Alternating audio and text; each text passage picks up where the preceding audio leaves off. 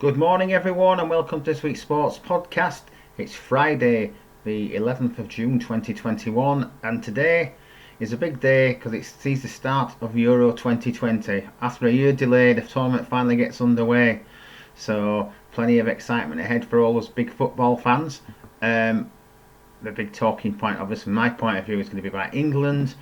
Can we do it? They're seen by the bookmakers one of the favourites. How realistic that is, we're going to find out. We have got a good squad. Can we do it? Do you think we can do it? Make a comment below if you think we can win it. If not, make a comment about who you think might win it, who you think might be the stars of the tournament, top scorers, things like that. Any other comments you want to make about Euros, make them in the comments below. England start their tournament on Sunday afternoon at 2 p.m. when they take on Croatia. That won't be an easy game. Obviously, Croatia were the World Cup finalists in 2018.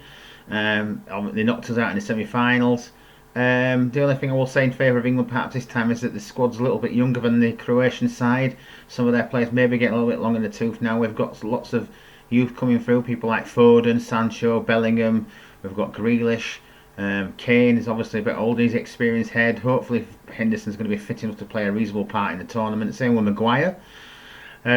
So let's hope we get off to a good start. So like I said, we've got Croatia at 2 o'clock on Sunday. Then the next one, the big one next Friday, the game against Scotland at 8 p.m. next Friday. And then the final qualifying game is the following Tuesday, I believe, and that's against the Czech Republic. So let's hope we can get good results out of those and make sure we've sort of like set a foot down, make a stamp and a mark on the tournament so the other teams are concerned about how good we actually are.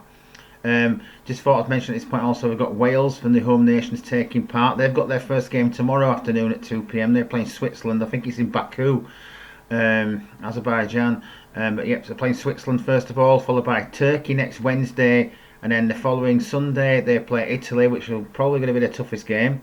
Italy and Turkey actually open the tournament this evening. The first tournament match is this evening in the Olympic Stadium in Rome. No doubt Italy will be strong favourites for that game being at home and the fact they're playing Turkey. So let's hope for an interesting first game, because in the past some of the first games of big tournaments have been quite a letdown. So we want some entertainment. I hope you're listening. Please provide us with some goals. It'd be a great way to get the tournament going.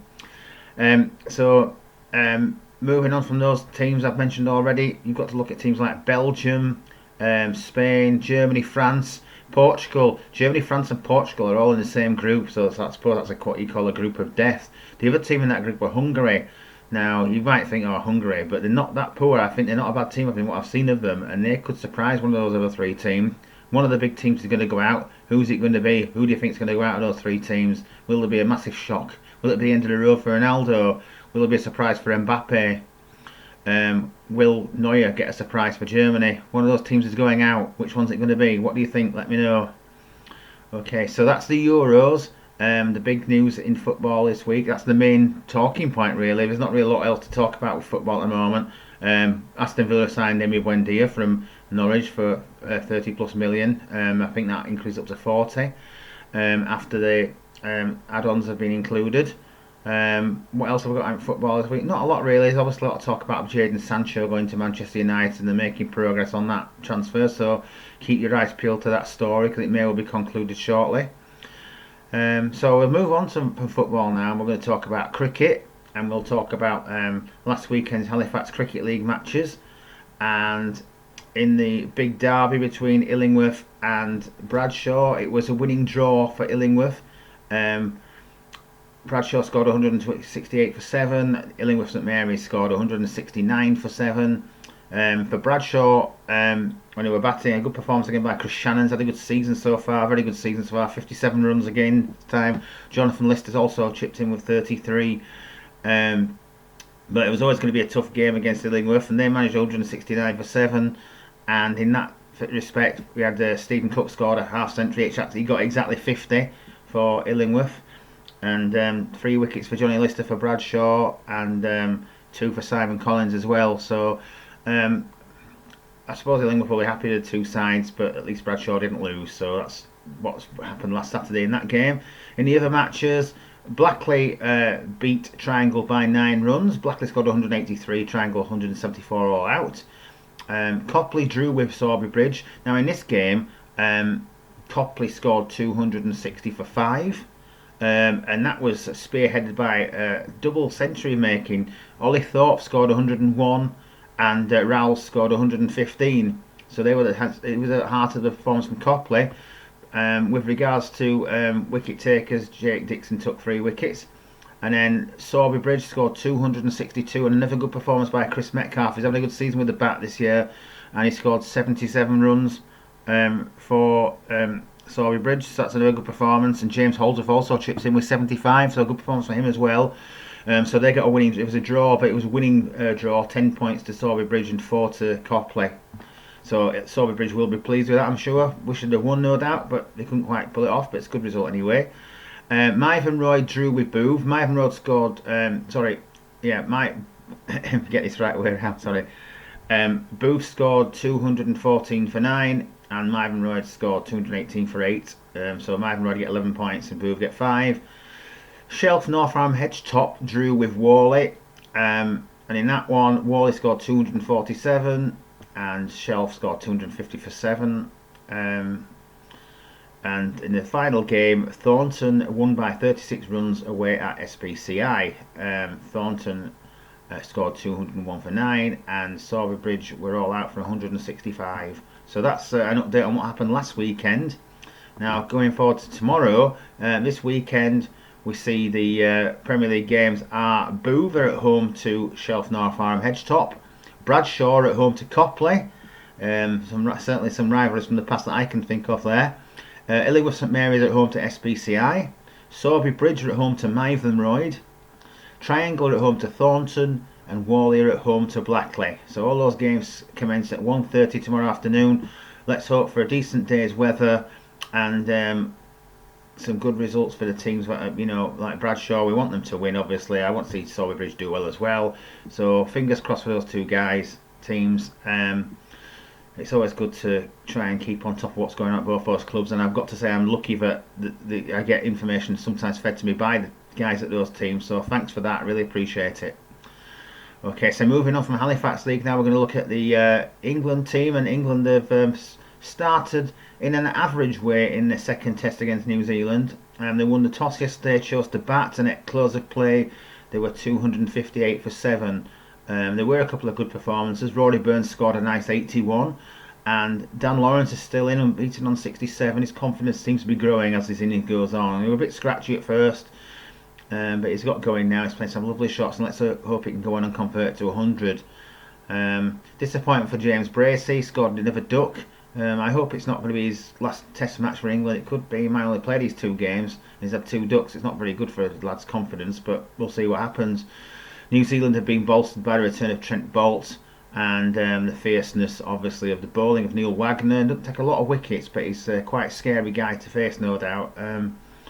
But yeah, it's probably evenly balanced after the first day. We'll see how it goes. It's a shame that both teams aren't. Neither of the teams are at full strength. New Zealand seem to be saying that they've got some injuries, but they're really resting them for the World Test Championship final against India next week, and you can't really blame them.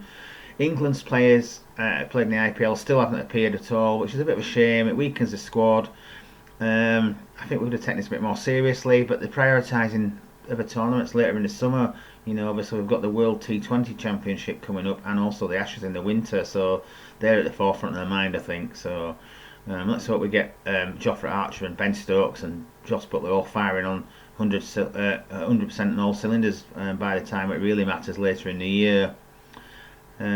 Moving on to now the domestic scene, and Vitality T20 Blast started in the last couple of days. Good start for Yorkshire last night, solid win by 6 wickets against Birmingham Bears. Birmingham put on 144 and Yorkshire reached the target of 145 fairly comfortably. Spearheaded by Johnny Bairstow, scored 34 not out. Milan scored 23 as well, and there were good contributions also from Kohler, Cadmore, from Harry Brook and Will Frayne. They all chipped in. With regards to bowling, we had a good performance from Jordan Thompson, who got 3 wickets, and also from Waite. So good start for Yorkshire. I watched the match on TV last night. It was a good high scoring game between Middlesex and Surrey. Surrey winning fairly comfortably in the end. They scored 223.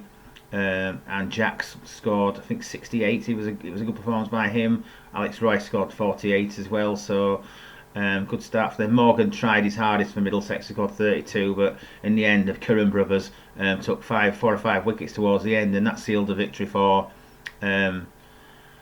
Surrey. I'll just mention that Paul Stirling scored 58 in the rearguard action for Middlesex, so a good game. If you like T20, you know, there's plenty of games to watch in the next few weeks on Sky, so keep tuned in that if it's your type of it. It's not particularly my type of thing. I'm not sure about the 100 either. I don't know what you feel about the 100 tournament coming up, and whether it just dilutes the product even further. But there'll be a lot of people excited about it because they want to go and have a nice day out. So, okay. So we'll move on from the cricket now, and we're going to talk about Speedway. And there's been quite a few things going on in the Speedway world this week. Most notably, Wolverhampton stating that could be in financial difficulties because of the COVID restrictions on the amount of people allowed into the stadium. It's making it difficult for them. Chris Van Stratton came out this week and said that they're finding it really tough. I've also seen a GoFundMe page set up for them, and it's come out today. It's emerged today that Birmingham in the Championship are also struggling financially, and they've put their season on hold again for similar reasons cited by Wolverhampton. It's not a good place for Speedway to be in at the moment. It's tough times financially for sort of sports clubs. Let's hope they can find a way out of the situation. We don't need more clubs going to the wall, bearing in mind there are only 6 teams in the top division at the moment, and we've just started the coverage with Eurosport, so we don't really want to be coming across in a bad way when the Eurosport have just signed up. We don't want them pulling out, do we? So fingers crossed we can resolve the situation. The BSPA can work with somebody on the clubs and maybe even the government to try and get the situation sorted out. So fingers crossed for Wolverhampton and for Birmingham. In team news, Ipswich have replaced Cameron Heaps with Curtin Cook and Jordan Stewart with Paul Stark, and they had the first match last night. Cook performed well, scored 14 in the bonus and his debut. However, it couldn't stop them going down to a 41-49 points defeat at home to Peterborough, who were led by Ulrich Ostergaard, who scored 13, and Hans Andersen, who scored 11, former Ipswich rider there. Looking forward, the Grand Prix is still some time away. It doesn't start till the middle of July in Prague. I'll keep you updated on that nearest the time when they start. Moving on now to the stock cars, and the next Formula 1 stock car meeting takes place tomorrow evening at Odsal Stadium. Start time 6 p.m. There's also a World Championship qualifying round meeting on Sunday afternoon at Sheffield's Owlerton Stadium. Hopefully tomorrow night we'll see the return of 8-time former world champion John Lund. He's booked in to race at Odsal tomorrow evening alongside such other stars as current world champion Tom Harris and final winner from the first meeting and former world champion Nigel Green. So hopefully we'll see a good performance from those guys and we'll see some great racing. The last time I saw from Star Tracks, they said there were 48 Formula 1 cars booked in, which means probably 2 heats, Consolation, Final, Grand National, and the Dash for Cash, I believe, which was held over from the first meeting due to the curfew, which meant it couldn't be run on that evening. It's now going to be run tomorrow evening. So let's hope they get a good turnout and we get some good racing. They're supported by the V8 stock cars as well, which I haven't seen for some time, so I'm looking forward to seeing the V8s as well. Before we move on, I'd just like to congratulate Ryan Harrison on his British Championship victory last Saturday at Skegness. A well-deserved victory. Once he got past Luke Davidson, or got rid of Luke Davidson, I think there was only going to be one winner. He had a very clear track. Tom Harris was taken out early on, and he did recover to finish 5th in the end up, but he was never likely to win it, so well done to Ryan on this title victory. Moving on to Rugby League now, and this weekend sees Halifax Panthers at home to York. Remember, the kick-off time is 11:30 a.m. on Sunday. This has been moved, I believe, to accommodate the England versus Croatia game in Euro 2020, so people can watch both of those. So good luck to the Panthers against York. It won't be an easy game. They'll be looking for 2 more points. They've been performing well recently and they're starting to climb the table now. The Super League also continues this weekend, but a couple of the games have been called off. Huddersfield's game and Leeds' game have both been called off because they have players in the camp with COVID positive tests. I think Huddersfield had 7 and Leeds had 2. So hopefully the people involved are not ill with it, or not too ill with it, and hopefully make a quick recovery and the teams can get up and running again soon. And finally, I just want to talk about the French Open tennis. Really, it's coming to its conclusion this weekend. We're at the semi-final stage now. And the 4 of the top 6 guys are still in it. Zverev plays Tsitsipas today in the semi-final, and the other semi-final, the big one really, is Rafael Nadal against Novak Djokovic. I think most people probably can't see past Nadal to win it again, but you never know. They're all top players. What could happen here? And in the ladies' final, which takes place tomorrow, I believe, we've got Barbara Krejcikova. She's beat Maria Sakkari in the semi-final, and Barbara will be facing Pavlyuchenkova. She beats Zidansek in the other semi-final, so that's tomorrow afternoon, I believe. So if you're a tennis fan, tomorrow afternoon and Sunday afternoon are the things to look out for in the big events there. And one other thing I forgot to mention, I realise I need to mention, is horse racing. The Ascot Festival Royal Ascot starts on Tuesday for 5 days. I'm sure it'll be the first real chance since the COVID restrictions have been lifted in some ways for fans to make their voices properly heard. So hopefully that'll provide some inspiring action on track. No doubt the top stars such as Frankie Dettori and Holly Doyle will be out there doing their utmost. Ryan Moore, James Doyle, Tom Marquand, all trying to stamp their authority on the meeting and pull off some big winners. So if you're a horse racing fan, Royal Ascot, Tuesday to Saturday next week. Okay, I think that's just about it for this week. I hope I haven't missed anything. I've tried to cover everything I can.